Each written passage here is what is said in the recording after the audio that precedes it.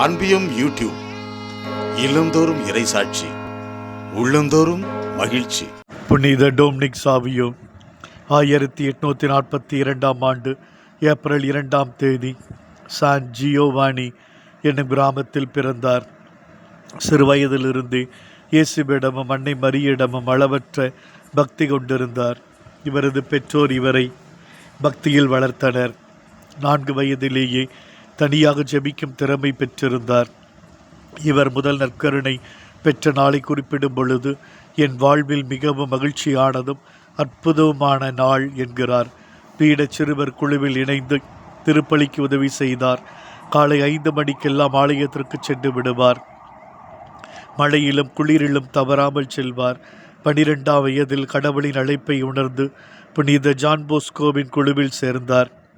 நான் தைக்கப்படாத துணியாக இருக்கிறேன், என்னை இயேசுவுக்கு உகந்த நல்ல சட்டையாக தைப்பது உங்கள் பணி என்று அவரிடம் கூறினார்.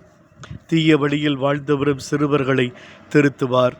தூய்மையான புண்ணிய வாழ்வு வாழ்ந்தார். பாவம் செய்வதை விட சாவதே மேல் என்பது இவரது விருது வாக்கு.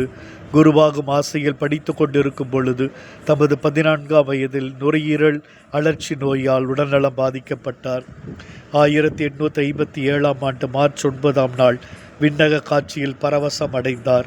ஆகா, எவ்வளவு இன்பம் நிறைந்த அற்புதமான காட்சி என்று கூறியவாறே உயிர் துறந்தார்.